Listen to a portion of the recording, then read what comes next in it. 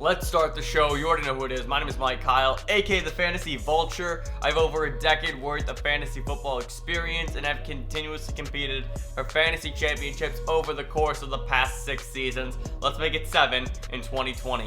But enough of me. I'm here for you. On today's episode of the FV Show, we are continuing our All-32 NFL team preview series, taking a look at every NFL team through the lens of fantasy football. Up next, we continue our NFC North trek with the Minnesota Vikings. But before we get started with today's episode, a few quick things from you. First off, smash that subscribe button. Power running back style like Derrick Henry up the middle. Secondly, hit that like button down below like an open receiver downfield, Patrick Mahomes style. And last but not least, follow me on all social media platforms at FFVulture. And of course, the website is ffvulture.com. Now, the Minnesota Vikings, we're just going to go. I'm in the mood to record. This is the second video today, at least recording-wise. You guys are going to see this the day after, and I might do a third as well. So the energy is high. However, the energy is not really high with the Minnesota Vikings. This is a team with potential fantasy-relevant players, but there are a few where I'm just not about, and Kirk Cousins being one of them. So Kirk Cousins, quarterback for the Minnesota Vikings, in 2019 finished as quarterback 18 overall, so well outside the top 12. 6 games as a quarterback 1, 4 games as a quarterback 2, and 5 games as a quarterback 3. 307 pass completions, 447 attempts, 3,600 yards, 63 rushing yards, 27 touchdowns, and 6 interceptions. The adjusted score of 16.69 points per game on 15 games played. His new finish is quarterback 19, so that extra game does not help him whatsoever. In fact, it almost hurts him. Now with Kirk Cousins, there's a lot of opinions about Kirk Cousins. Is he a good quarterback? What is Kirk Cousins actually? Kirk Cousins is a pretty good NFL quarterback. He's good, he's not great, he's also not terrible, and he's a little bit above the average. But with Kirk Cousins, he's not going to give you the fantasy numbers that he once was, and that's simply just because Dalvin Cook. Dalvin Cook is here, we're going to talk about in just a little bit, and this offense now revolves around the running game as opposed to Kirk Cousins throwing to Stephon Diggs, formerly Stephon Diggs, or Adam Thielen. So with this offensive shift, Kirk Cousins' ceiling drops dramatically. His highest finish last season was quarterback 3. That happened once, and outside that, his highest finish was quarterback 6. So his QB1 games consisted of 3, 6, 9, 9, 9, 10. That was it. So it's not like he had these boom games where he was the leading quarterback on the week. No, his highest was number 3, which is still a great week. He probably balled out then. But besides that, he was going to give you some QB1 games, but they weren't the boom games that you really came to expect from Kirk Cousins time and time again in years past. However, the big story here is the QB3 games and the QB2. As I talked about with Aaron Rodgers, QB2 games, it's not like these are fringe QB1 games, right? These QB2 games are towards the bottom. He did have one fringe game where he finished as quarterback 15, and that was in week 13. But then 22, 22, 24, and that was it. Those were the QB2 games. So he was towards the bottom, and of course 5 games of 3. So at a minimum, there are 3. So at a minimum, there were 8 games 8 out of 15, over 50%, where you were pissed off because you started Kirk Cousins, where he either just tanked your team entirely, or he just did nothing to separate himself whatsoever from the rest of the quarterbacks to help you. And I think we're going to get a little bit more of that this season with Kirk Cousins. Another year of Dalvin Cook being healthy. I mean, he is coming off of a shoulder injury, but just another year of Cook being the centerpiece of the offense. You lose Stephon Diggs, you trade him to Buffalo, and now you bring in a rookie in Justin Jefferson. There's a lot of just pieces and parts within this offense that, once again, they could be relevant for fantasy, but I don't think it's going to shake out that way. Kirk Cousins is being drafted currently at quarterback 16 at 1107. I have him ranked as quarterback 22, and it's just because I'm not buying it. I'm not buying this sort of bounce back season for, even bounce back is wrong, 2 spots higher than what he finished last season. That's not really a bounce back, Who do I have around Kirk Cousins? I would rather have Burrow than Cousins, Phillip Rivers, Tannehill, Baker, Big Ben. Minshew is on the fringe. Minshew's on the other side of Cousins, along with Drew Lock and Bridgewater and Derek Carr. Jimmy G is also on the other side. I'm just not confident. I'm just not confident that the passing volume is going to be there, that the production is going to be there. 27 touchdowns is just very middling, middle of the road. 6 interceptions, we like that being a low number. But he's not going to give you, he's not just going to, Kirk Cousins going to win you your week maybe twice or 3 times a season. And that's not what I'm looking for the quarterback position. I want boom games. I talked about this with Rodgers. You just need guys that are going to separate themselves from the pack, or at least have the opportunity to. And Cousins doesn't have that. His ceiling right now is so low, but the floor is so high, if that makes sense. So you're going to get 15 points per game from Kirk Cousins basically every single week. But 15 points per game from the quarterback position is not going to be enough to minimize your matchup, right? If you're facing, I talked about this with Rodgers as well, it's just very, very similar. These offenses both revolve around the run.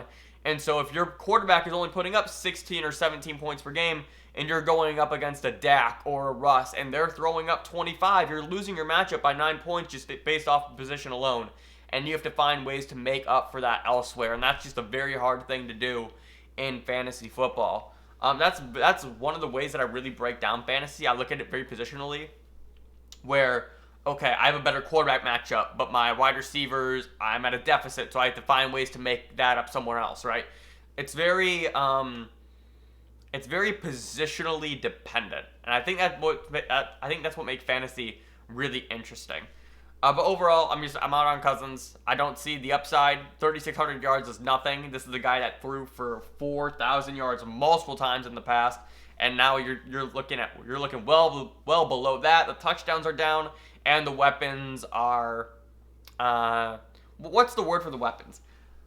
Like Cook is great, Thielen is also great, but everybody else is shaky. How's that? I think that's the best way to describe it. But let's talk about Dalvin Cook. Dalvin Cook was a superstar last season. He finished as running back 5 in both standard and PPR, 7 games as a running back 1, 6 games as a running back 2, 0 games as a 3, and I believe he had 1 bust game outside of the top 36, and that might have been the game where he got injured and he left the game. Cook had 250 carries, 53 receptions, 1,135 rushing yards, 519 receiving yards, and 13 touchdowns. Once again, this offense revolves around the running game and Dalvin Cook. I have Dalvin Cook currently ranked as running back 4. He's being drafted as running back 6. But before I get there, I did just jump ahead by accident. I want to talk about the adjusted score. Dalvin Cook averaged 19 points per game last season. On 14 games played, he missed the last few weeks due to a shoulder injury, and that did suck because he carried your team all the way to the playoffs, and when you needed him most, he wasn't there. And his new finish, though, overall was running back 3. Here's why I have Dalvin Cook ranked as running back 4, and I did change some rankings up. So the big reason why I moved Dalvin Cook up to 4, he was previously 6, I think. I moved him up to 4 because of volume. Volume and talent and opportunity. The thing that you'll notice about the top 3 running backs in particular, CMC, Barkley, and Zeke, they are all extremely talented. They're all pass catchers, and they're all the clear-cut number 1 option on their team. These are like the workhorse running backs. Dalvin Cook belongs in that category with them, and I felt like I was slighting him by putting Alvin Kamara over him. That was the big one. And I did jump him above Clyde Edwards-Helaire as well, who I think I gassed up maybe a little bit too much. So with Dalvin Cook, this is a guy who, yes, the injury concerns are there, but he was great for you last season. He's coming into this offseason pretty healthy, and I'm all in. In this season, in 2020, with everything up in the air, you need studs, and Dalvin Cook is a stud running back. Yes, the injury concerns are there. I understand. I owned Dalvin Cook multiple seasons where he was injured. It is not fun. I understand. But yo, this is the dude that was just lights out all last season. You got him kind of discounted too. I definitely did, because he was going in the back of the second round in most leagues last season, and he just gave you great performance after great performance. I believe I actually got him in the third round of my draft last season, because I started off Adams and James Conner, and then when Cook, I had the turn. So I was in the back of the turn. We played in a 10-team league. So I had picks like 10, 11, and then 30 and 31. And when Cook fell to me at 30, I said to my league, I said, you guys are dumb for letting me get Dalvin Cook into the third. And then Dalvin Cook went lights out crazy last season. So shout out to my league for that. I'm in on Dalvin Cook again this season, just because the volume's going to be there, the passing work going to be there, and of course he is just a touchdown machine. The only thing to concern about is health, and that's when you draft Alexander Mattison in the 9th or 10th round just to solidify that insurance policy. I'm not going to talk about Mattison at all, because Mattison for me is simply just a handcuff. Mattison is no value unless Dalvin Cook goes out. It is that simple. They're going to give Dalvin Cook the ball 250 to 300 total times this season, and that's just what you need to expect out of your workhorse running back. So with the ADP being number 6, I get why. ADP. So they have the big three, Kamara, and then Derrick Henry. I already talked about my thoughts about Derrick Henry. I do think he just naturally regressed this season. And then I ultimately just made this switch literally before I recorded. I was like, you know what? I'm sliding Dalvin Cook too much. He needs to be my number 4, because his volume overall just on the ground, combined with the receiving work, that's enough to beat out Kamara for that number 4 spot, especially just because with Kamara, like imagine if Kamara, I said this during his preview as well, if Kamara got the ball as much as Dalvin Cook or Barkley, or if he got the ball as much as the other running backs, he would be the number 1 running back in the NFL. But unfortunately, he doesn't. That's not the system that he plays in, and as a result, we have to downgrade Kamara because of it.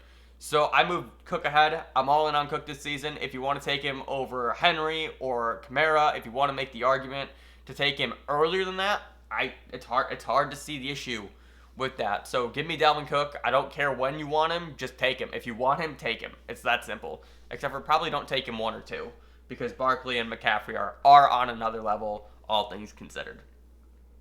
Let's talk about the receiving options in Minnesota, and there's only 2 that we're going to cover. I'm not confident in the tight ends whatsoever, and I will just touch on them towards the end of this. With Adam Thielen, in 2019, he finished as wide receiver 56 in standard, 61 in PPR. He was just injured all season. Like, he played about 5 total games where he was healthy, and everything else he was either just a decoy on the field or he missed it entirely. So he had 53 targets, 30 catches, 418 yards, and 6 touchdowns. He had a touchdown rate of, 5%? That is nuts. That is so good. No, that's more than that. Hang on. What is that? That is way more than 5%. Where's my calculator? 6 divided by 30. 2%. 20%. My bad. 20%. Adam Thielen is going to absolutely feast this season. And the big reason because of that is because Stephon Diggs is no longer there. For so long it was Adam Thielen and Stephon Diggs 1-2. Now it's not. Now it's Stephon Diggs is gone. Cousins is going to have to rely on Thielen even more now. You bring in rookie Justin Jefferson. The tight end situation is a bit up in the air. So if there is a guy that is going to see 130 targets, it is going to be Adam Thielen this season. I don't even want to talk about the adjusted score, even though we kind of can, because it kind of paints the picture a little bit about how good Thielen actually was. 9.9 points per game on 10 games played. Like I said, he was probably hurt for 4 or 5 of those 10 games. And just used as a decoy. And his new finish was wide receiver 44. So that doesn't paint the whole story, but you can kind of see the illustration of this guy was much better than what the numbers actually indicate. His ADP is currently wide receiver 10, going at 302. I have him ranked as wide receiver 13, just a spot outside of being a wide receiver 1. And ultimately for me, once again, this is going to shock a lot of you, there are a lot of good wide receivers in the NFL. I know, very, very bold statement here. So the guys I have above Adam Thielen, I have A.J. Brown, Amari Cooper. Honestly, dude, Cooper may need to be moved down. Like, I have Cooper ranked as 12 based upon season finish, but I would rather have Adam Thielen over Amari Cooper just for consistency's sake. I have Odell and Allen Robinson also ahead of Thielen. And then behind Thielen, I have Ridley, DJ Moore, Robert Woods, Cooper Kupp, Courtland Sutton. I think that's a really good ballpark just for a number one option that is going to see the ball a ton, a lot of targets, a lot of opportunity. Like I said, the 1B is now gone, so that bumps Adam Thielen's ceiling and floor both up, which I'm really excited about. I think Thielen's a really interesting option as your number one wide receiver if you start off your draft running back. Just because the floor is high and then the ceiling is as well. He's also Kirk Cousins' safety blanket time and time again, so that's really intriguing. So let's see. If you were to start, I'm going to pull up his current ADP. Who is being drafted around Adam Thielen? Let's see. Yeah, so it's very, very similar. You have Amari Cooper, you have Allen Robinson, Cooper Kupp, Calvin Ridley. Yeah, so we have them right around the same spot. Just the general consensus there, at least. But I think it's really interesting. Like, if you were to start your draft running back, could you then go Adam Thielen and Courtland Sutton, Adam Thielen and AJ Brown, Adam Thielen and Tyler Lockett, right? I think you can have some really fun wide receiver combinations if you were to have Adam Thielen as your number one. And then who your number two is becomes a really interesting conversation. Do you go with the guy with the high ceiling, such as AJ Brown, who, because as I talked about with Aaron Jones, who you pair Aaron Jones with at running back is a really interesting conversation because Aaron Jones has this boom potential, but also a very high bust risk week in and week out. So do you pair him with a more consistent guy? And now Adam Thielen is that consistency. So do you pair Adam Thielen with a boom bust wide receiver like AJ Brown? Do you pair him with another consistent wide receiver like Calvin Ridley? Or do you go even more stable with Tyler Lockett, right? Who kind of has that mix of both with consistency and boom potential. I think these are just really interesting conversations to have, and these are things these are questions that I like to ask myself. If you remember, I talked about this just a bit ago. The way I like to win my leagues and the way I like my roster constructed is I want to beat you 47 different ways. I want when you look at my team, I want to put the fear in God in you, where you're looking at my quarterback and saying, "Oh no, he can go off. Oh no, I know I'm going to get 100 yards from Adam Thielen week in and week out. Oh no, Aaron Jones can go off for 4 touchdowns on a given week," right? I want my team to just be the Swiss Army knife where I can beat you 10 different ways and you have no idea how to prepare for it. So with that being said, Adam Thielen, I love having him ranked just on that fringe of a wide receiver 1. He easily can finish as a top 10 wide receiver. He's being drafted as there. But I am just pumping the brakes just a little bit compared to ADP, and that's simply just because of this offense being more revolved around the run than anything else. But Adam Thielen is a great option to be your number 1 wide receiver if you were to start off running backs with your draft. Finally, let's talk about Justin Jefferson. Yo, straight up, before the draft, Justin Jefferson was my favorite wide receiver coming in to the NFL.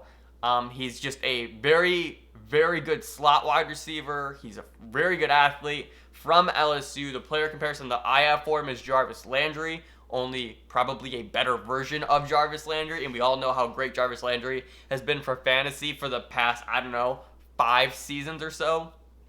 In 2019, he saw 122 targets from Joe Burrow, 111 catches. Like, that is unbelievable. He was throwing the ball 122 times, and he only either dropped or it was just an incomplete errant throw by Burrow a total of 10 times. That is ridiculous. 1,500 receiving yards and 18 touchdowns. Yo, Justin Jefferson is an absolute tank. He is a beast of a wide receiver. He's so good.